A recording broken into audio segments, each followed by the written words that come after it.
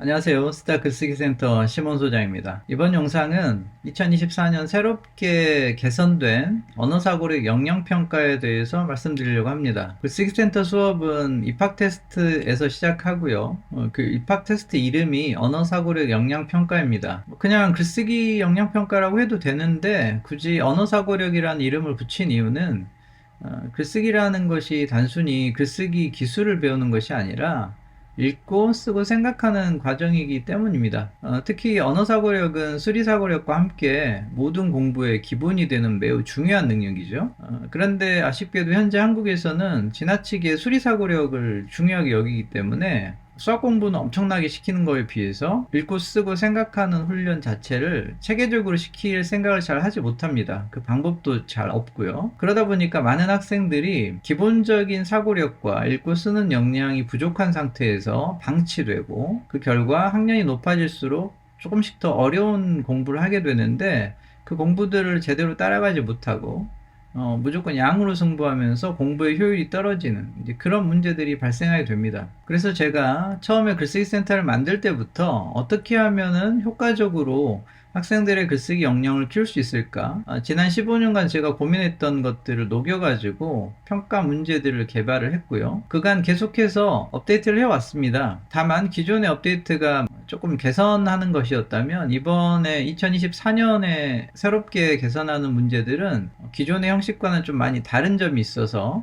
새롭게 안내 영상을 찍게 되었습니다. 글쓰기 역량 평가의 목적은 크게 두 가지인데요. 첫째, 학생들의 글쓰기 역량을 가장 정확하게 측정하는 것이고요. 그 다음에 그걸 바탕으로 학생 개개인에 맞는 글쓰기 공부 방법을 제안하는 것입니다. 따라서 언어사고력 역량평가 안에는 읽기 능력도 평가를 해야 되고요. 그 다음에 기본적인 문장을 쓸 수 있는지 문장력도 평가를 해야 되고, 가장 중요하게는 읽은 내용을 바탕으로 나름대로의 추론과 적용을 통해서 새로운 정보들을 만들어낼 수 있는지 평가를 해야 됩니다. 거기에 정확한 어휘를 사용하고 있는가, 구성은 제대로 하고 있는가, 원고지 사용은 제대로 하고 있는가, 뭐 이런 기본적인 것들에 대해서 부가적으로 평가를 해야 합니다. 이번에 개선된 언어사고력 역량평가는 이런 점들을 종합해가지고 기존의 문제들보다 조금 더 정확하게 학생들을 평가할 수 있는 그런 문제들로 준비를 했습니다. 먼저 학생들의 문해력과 글에 대한 이해력을 정확하게 평가하기 위해서 기존에는 단순 요약으로 평가를 했었는데요. 앞으로는 선다형과 서술형을 결합한 서술식 선다형 문제를 도입했습니다. 5개의 선지 중에서 2개 이상의 답을 찾는 선다형 문제를 유지하면서 왜 답이고 왜 답이 아닌가를 서술식으로 쓰게 만드는 그런 문제들입니다. 이 형태는 이미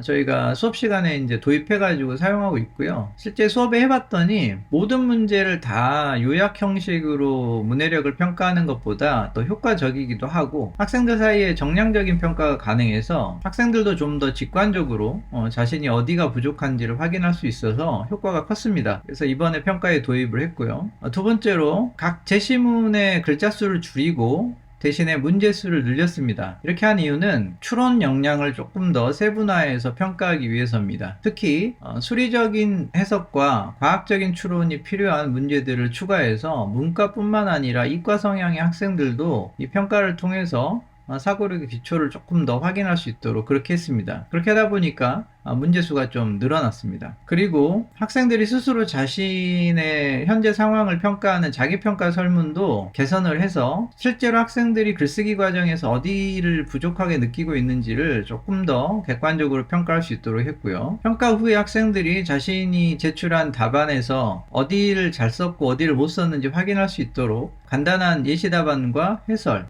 그리고 채점표를 제공합니다. 마지막으로 제가 직접 학생들의 글을 읽고 채점을 하고 그것들을 종합해가지고 성적표와 리포트를 작성하고요. 학부모님들께 지금 현재 학생의 글쓰기 상황과 그에 맞는 글쓰기 공부법을 제시해 드립니다. 상당히 많은 부분에서 기존의 평가보다는 개선이 되었고요. 제 나름대로는 좀 더 정확하게 학생들의 글쓰기 역량을 평가할 수 있다고 생각합니다. 아직까지 자녀의 글쓰기 역량을 제대로 평가해 보지 않으셨거나 예전에 저희 평가를 받아보셨는데 시간이 좀 지나신 분들은 이번 기회에 꼭 다시 한번 평가를 받아보시길 바랍니다. 글쓰기 공부는 다른 과목과 달라서 고3 때까지 꾸준히 할 수가 없고요. 공부할 수 있는 기간이 정해져 있습니다. 초등학교 6학년부터 중학교 3학년 사이에 글쓰기 기초를 마련을 하지 않으면 고등학교 진학했을 때 수행평가라든가 서술형 문제라든가 또 논술시험이라든가 여러 분야에서 문제를 겪게 됩니다. 고등학생이 되면 이미 경쟁을 해야 되는 그런 시기이기 때문에 그때 가서 글쓰기를 연습한다는 것은 어렵고요.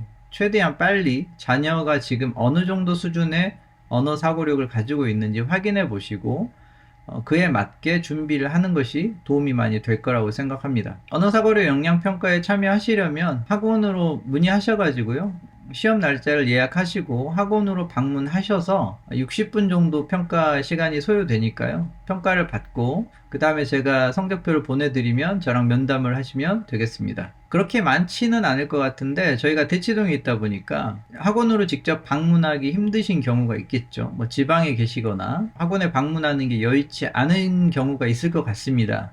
지금까지는 현장에 방문해서 평가받는 것이 원칙이었는데 올해부터는 현장 방문이 어려우신 경우에는 학원으로 문의하셔가지고 사정을 말씀하시면 제가 온라인으로 평가를 받을 수 있도록 그렇게 조치하겠습니다. 모든 평가는 무료로 진행되고 있으니까요. 부담 갖지 마시고 이번 기회에 꼭 한번 자녀의 글쓰기 역량 평가를 한번 받아보시기 바랍니다.